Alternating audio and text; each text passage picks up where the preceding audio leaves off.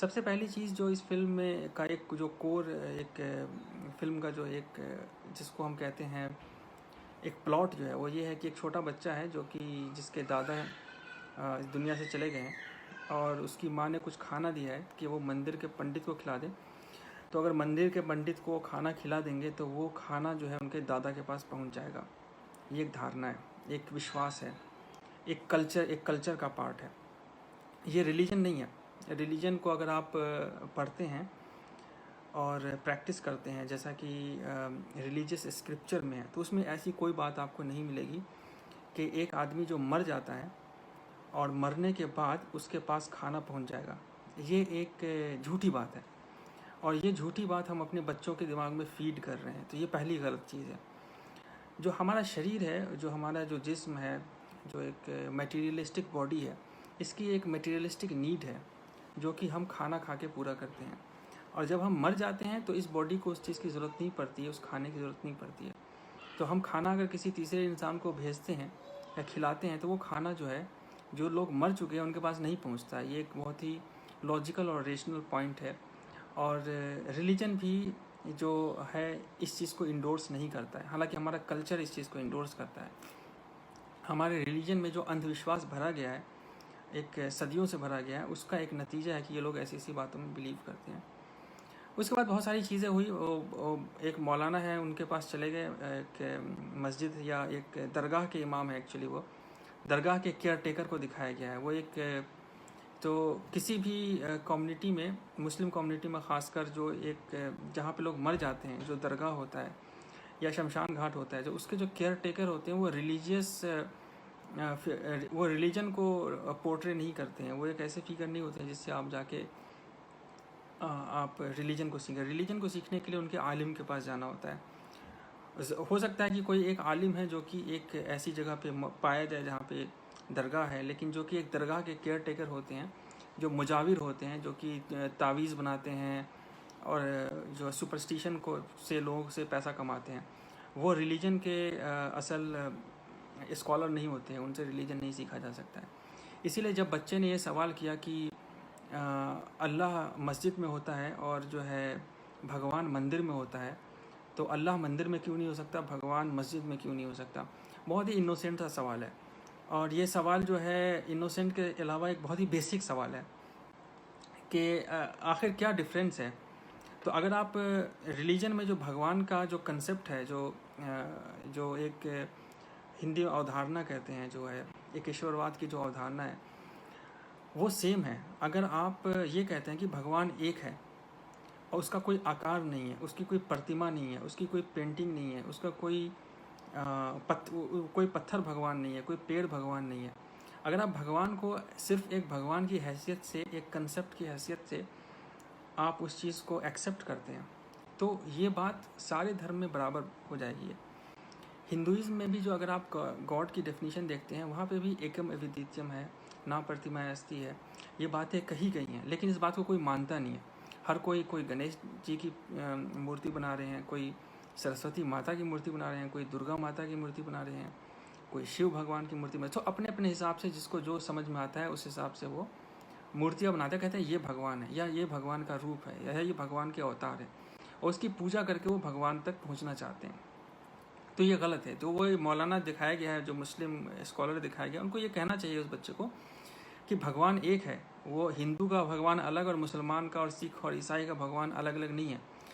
ये हिंदुओं ने अपना भगवान अलग बना लिया अपने हाथों से मूर्ति बना के, कुछ मुसलमानों ने अपना भगवान अलग बना लिया वो मज़ार बना के, कुछ ईसाइयों ने अपना भगवान अलग बना लिया क्रॉस बना के। ये उन लोगों ने अपने से ईजाद किया। अगर आप धर्म ग्रंथ की बात करें तो एक ओमकारा वहाँ पे भी है, कुल हुवल्लाहु अहद यहाँ पे भी है, गॉड इज़ वन वहाँ पे भी है, क्रिश्चियंस के यहाँ भी है। लेकिन उन्होंने अपने यहाँ ट्रिनिटी लेके चले आए। हमारे यहाँ जो है ब्रह्मा विष्णु महेश का कंसेप्ट आ गया इंडिया के अंदर, और मुसलमानों ने भी इसमें इंडियन सब कॉन्टिनेंट में काफ़ी सारी बिदअत को जो है मिक्स कर दिया रिलीजन के अंदर। इसकी वजह से ये सारा कन्फ्यूज़न है। तो बच्चों को ये बताना चाहिए कि भगवान वो है जो कि इस दुनिया का बनाने वाला है, और उसको वो कैसा दिखता है, वो क्या है, उसका आकार क्या है, उसकी संरचना क्या है, वो हम नहीं समझ सकते, वो हमारे समझ से परे है।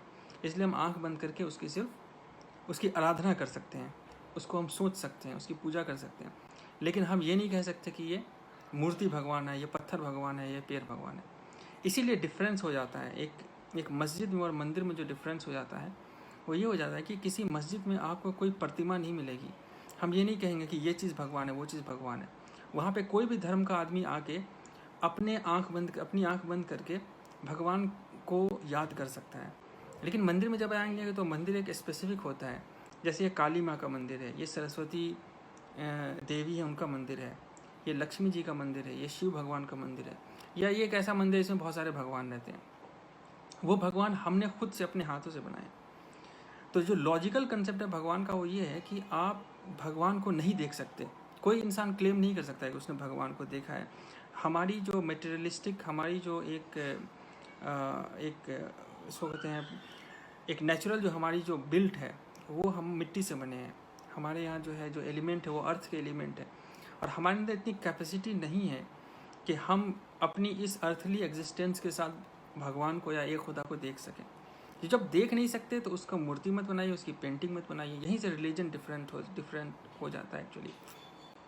तो ये चीज़, ये कंसेप्ट बताना चाहिए, लेकिन अब बच्चे के दिमाग में क्या बढ़ा लिया कि एक इंसान मर जाता है तो खाना दिया जाए तो वहाँ पहुँच जाता है, और जो मूर्ति हम बना रहे हैं वही भगवान है, और वही मस्जिद में भी है, वही मंदिर में भी है। ये बच्चों के दिमाग में एक बात डाल दी जाती है, और फिर जब बच्चा बड़ा होता है, जब वो दुनिया की प्रैक्टिकलिटी से को एक्सेप्ट देखता है, और जब वो देखता है कि हम जो अपनी पढ़ाई लिखाई कर रहे हैं, ये जो हमारा जो करिकुलम है, जो हमारी जो साइंटिफिक मेथड है, वो तो एक बहुत ही सही बात कहती है कि सीइंग इज़ बिलीविंग। हम एक्सपेरिमेंट करते हैं, रिजल्ट आता है, देखते हैं हाँ ये है सही है तो सही है, गलत है गलत।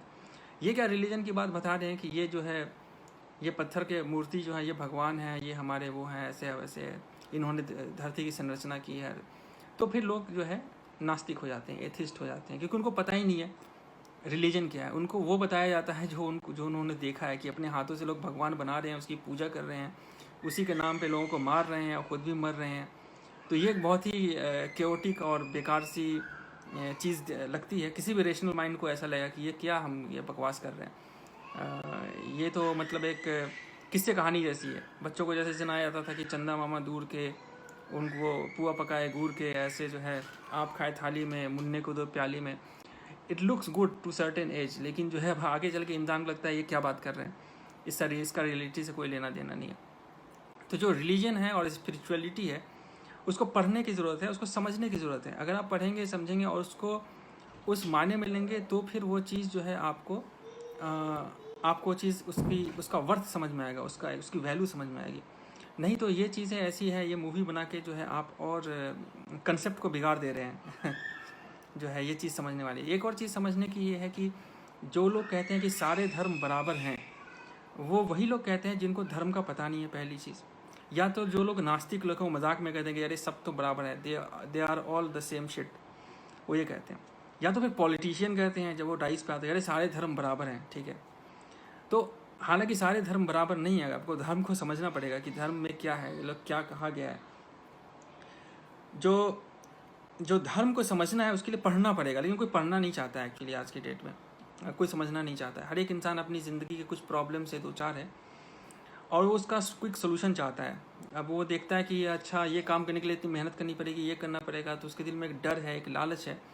अब उस डर और लालच को काउंटर करने के लिए उसके पास हिम्मत चाहिए, वो हिम्मत होती नहीं है।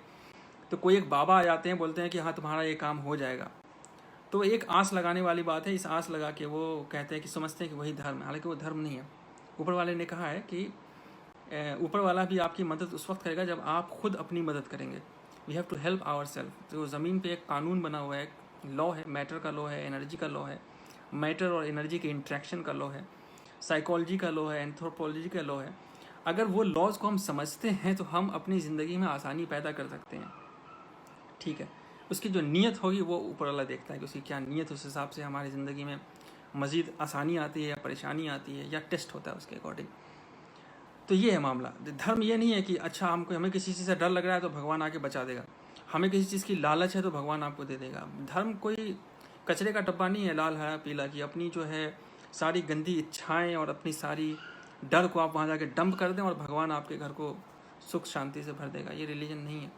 रिलीजन एक बहुत ही प्योर, बहुत ही सच्चा और बहुत ही आपकी ज़िंदगी को शांति से भर देने वाला एक रास्ता है। लेकिन ये रास्ता आपको उसी वक्त दिखेगा जब आप रिलीजन को समझ के उसकी प्रैक्टिस करेंगे। लेकिन अगर ये रिलीजन, ये एक शराब की कंपनी रॉयल स्टैग जो है आपको बताएगी कि रिलीजन क्या है, तो फिर आपको रिलीजन में वो और भटका ही देंगे, और भटका के जो है इसका कोई पॉजिटिव रिजल्ट नहीं निकलेगा। जो है इस नोट के साथ मैं आपको बताना चाहूँगा कि जो भगवान है, एक भगवान, उसकी डेफिनेशन क्या है। उसकी जो डेफिनेशन है उसमें 4 क्वालिटी बताई गई है कि सबसे पहली क्वालिटी बताई गई है, भगवान ने ये कहा है कि कुल हुवल्लाहु अहद, भगवान एक है। न्यूमेरिकल वैल्यू में वो एक है, उसको वो 2 नहीं है, 3 नहीं है, 4 नहीं है, वो एक ही है। मतलब अगर आप उसकी मैथमेटिकल वैल्यू निकालना चाहें, कुल हुवल्लाहु अहद अल्लाहुस समद, वो इटर्नल है, एब्सोल्यूट है, वही स्टार्ट है, वही एंड है, अल्फ़ा और ओमेगा जिसको कहते हैं या अंग्रेज़ी में कहते हैं। कुल हुवल्लाहु अहद अल्लाहुस समद लम यलिद वलम यूलद, ना तो वो किसी से बना है, ना उसका कोई बेटा या बेटी है। मतलब ना तो उसके कोई माँ बाप है, ना उसका कोई बच्चा है। तो जो माँ बाप का होना या बच्चों का होना, ये एक आपको एक अर्थली एक प्रोसेस है जो ज़मीन पे जो क्रिएचर्स हैं उनके साथ ऐसा होता है, वो भगवान के साथ नहीं है। तो भगवान एक है, कुल हुवल्लाहु अहद अल्लाहुस समद, इटर्नल और एब्सोल्यूट है। लम यलिद वलम यूलद, ना तो उसके कोई माँ बाप है, ना उसका कोई बेटा है, बच्चा है। लम यलिद वलम यूलद वलम यकुल लहू कुफुवन अहद, और कोई भी एक ऐसी चीज़ नहीं है जो उसके जैसी हो।